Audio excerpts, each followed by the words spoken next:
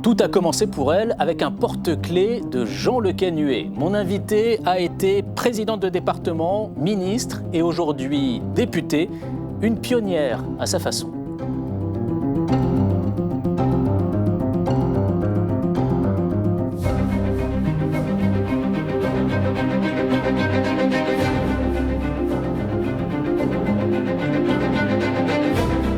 Bonjour Brigitte Klinkert. Bonjour. Alors, vous n'êtes pas du genre à monter sur les barricades, le poing levé, et pourtant, vous avez été un peu à l'origine d'une petite révolution dans votre département, le département du Haut-Rhin. C'était à l'occasion des élections cantonales en 1994.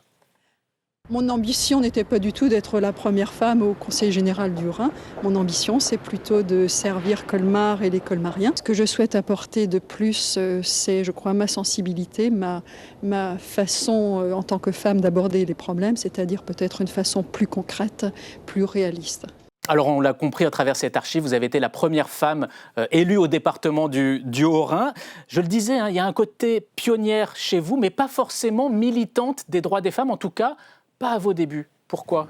Alors, en effet, je suis devenue avec le temps militante du droit des femmes parce que, tout simplement, j'ai été élue conseillère générale en 1994, première femme, et je me suis dit, voilà, j'ai ouvert la porte aux femmes.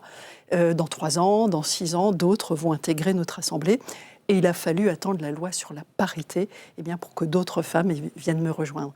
Et du coup, autant j'étais contre les quotas, je me suis dit, oui, il faut qu'on passe par une loi sur la parité pour permettre aux femmes de s'exprimer en politique. C'est-à-dire que vous avez découvert que rien ne pourrait se faire naturellement pour les femmes dans ce milieu-là ? Oui, que c'était compliqué parce qu'il faut s'imposer, qu'il faut aimer le pouvoir. Moi, j'aime le pouvoir, mais pour être au service des autres et pas le pouvoir pour le pouvoir. C'est ça, quand vous dites dans cette archive que, quelque part, les femmes font de la politique différemment des hommes, c'est ce que vous avez en tête ? Oui, je pense qu'effectivement, on est beaucoup plus concrète. On est aussi, je dois dire, tenace. En tout cas, je suis connue pour ma ténacité. Et parce que moi, je fais de la politique au sens noble du terme pour aider les autres, pour aider les gens. Alors que les hommes sont peut-être plus obsédés par le pouvoir ? Oui, je pense que souvent, il ne faut pas généraliser, mais souvent, c'est le pouvoir pour le pouvoir. Je vais vous raconter une petite expérience. En 2008, j'étais candidate tête de liste aux élections municipales à Colmar. Je me souviens bien qu'à l'époque, j'avais beaucoup d'hommes qui venaient, qui voulaient intégrer ma liste. Non seulement ils voulaient être sur ma liste, mais ils voulaient être adjoints, voire tout de suite premier adjoint. Ils réclamaient tout de suite les postes de commandement. Absolument. Alors que les femmes, j'ai dû aller les chercher. Oui, c'était pas pareil. Parce qu'elles se disaient, est-ce que je suis compétente ? Est-ce que j'aurai le temps ? Et je n'ai pas d'expérience. En 2017, vous avez franchi une étape de plus. Vous avez été élue présidente du département. Est-ce que ça a été compliqué pour certains hommes de vous accepter dans ces fonctions ? Non. Ça allait. Alors certes, je pense que ce sont les femmes aussi qui m'ont beaucoup aidée à être élue. Mais je suis aussi une femme de consensus. Et donc, en alliant à la fois mes compétences et le sens du consensus, ça a été assez facile. Mais là aussi, une petite anecdote. Quand on savait que j'allais être élue présidente, les services m'ont dit « Ah oui, on pourrait peut-être déjà commencer à préparer le papier à lettres. » Et ils me disaient « Qu'est-ce qu'on met sur le papier à lettres, président ou présidente ?» Je trouvais la question farfelue. J'ai dit « Évidemment présidente. » Et j'avais un collègue à mes côtés qui m'a dit « Mais tu es sûre ?» Ah ben oui, mais pourquoi ?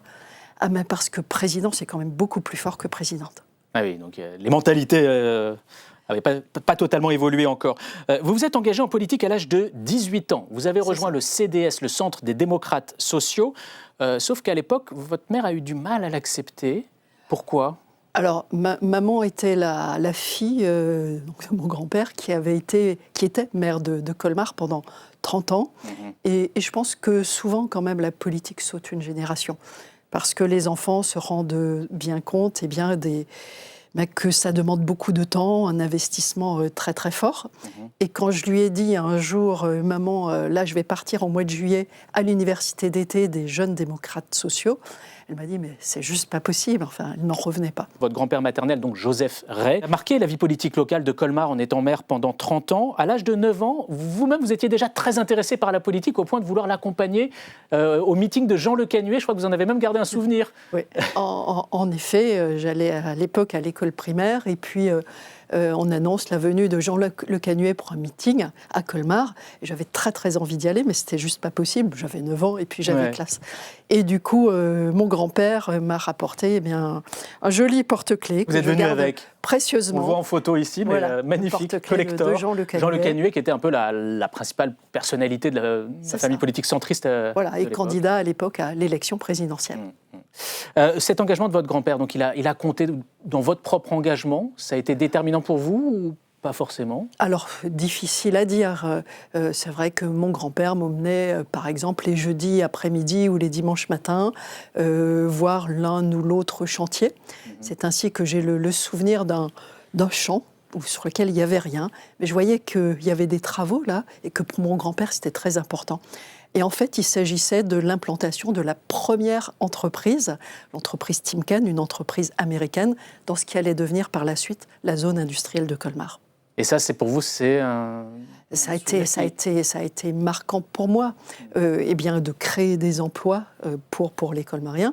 Et puis d'autres souvenirs, une fois qu'il voyait que je commence à m'intéresser à la politique, il m'a emmené avec lui à des réunions franco-allemandes, d'élus franco-allemands.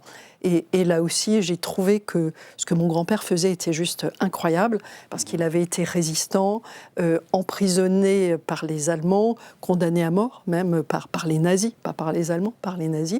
Et il a été l'un des premiers à tendre la main à nos voisins de l'autre côté du Rhin. Pour revenir sur ces liens qui vous tiennent à cœur avec l'Allemagne, et pas seulement aussi avec la Suisse, j'aimerais qu'on évoque ce qui s'est passé en 2020, dans votre département que vous présidiez à l'époque avec le Covid. Ça a été le premier département touché, la situation est vite devenue catastrophique, il n'y avait plus aucune place dans les hôpitaux pour prendre en charge les patients. Et c'est là que vous avez pu éprouver en quelque sorte la solidité des liens que vous avez tissés au fil du temps avec vos homologues allemands et suisses. Racontez-nous un peu. Tout à fait. Je me suis retrouvée le 20 mars 2020 dans mon bureau de présidente du conseil départemental du Haut-Rhin. J'entendais les hélicoptères sanitaires qui partaient avec des malades de réanimation, des avions sanitaires qui partaient, un hôpital militaire qui n'en finissait pas de se monter à Mulhouse. Et je me suis dit, on ne va jamais s'en sortir. Et les frontières étaient fermées, il faut juste se le rappeler. D'ailleurs, j'en ai pleuré que les frontières soient fermées entre la France et l'Allemagne et la Suisse également. J'ai adressé un mail au ministre-président du Bade-Wurtemberg, un mail également aux 3 présidents des cantons suisses voisins, Bâle-Ville, Bâle-Campagne et du Jura, et je les ai appelés à l'aide. Je leur ai dit, voilà, on n'arrive pas à s'en sortir. Est-ce que vous avez la possibilité de prendre des patients de réanimation chez vous ? J'y croyais pas, je me suis dit, je ne vais pas avoir de réponse ou une réponse négative. Et les réponses sont arrivées le soir même et le lendemain matin. Et dès le lendemain, les premiers patients alsaciens, français, ont été transférés en Allemagne, et puis ensuite en Suisse, et ensuite dans d'autres pays. Et ces décisions, ils les ont prises pour vous en raison de ces liens d'amitié? Parce que j'imagine que dans l'opinion publique allemande, ça ne devait pas être évident de faire passer cette Ça n'était pas évident. Vous savez, j'ai coutume de dire que les relations transfrontalières et la coopération internationale reposent sur 2 choses. Il faut une volonté politique et il faut des liens étroits avec ses partenaires. Et je pense que c'est sur la base de ces liens étroits que j'avais réussi à construire, que ces transferts de patients ont pu se faire et que donc la coopération transfrontalière a sauvé des vies. C'est ce que j'allais vous poser comme question. Vous pensez avoir sauvé des vies grâce à ça aujourd'hui? Alors voilà, c'est difficile de mettre ça en avant, mais clairement, encore au mois de septembre dernier, un couple est venu à ma permanence à Colmar et en pleurant m'a dit, moi je suis là, donc c'était un homme, moi je suis là grâce à vous, si vous n'aviez pas été là, je ne serais certainement plus en vie. J'imagine que c'est une fierté pour vous de... j'ose pas dire une fierté, mais parce que c'est terrible quand même à entendre.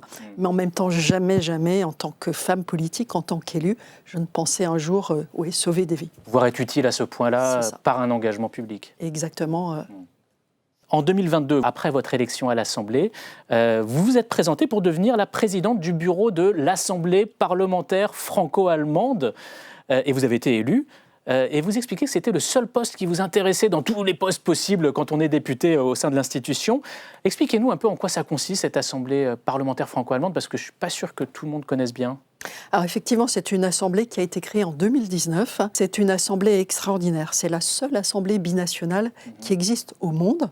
Elle est composée de 50 députés français, 50 députés du Bundestag.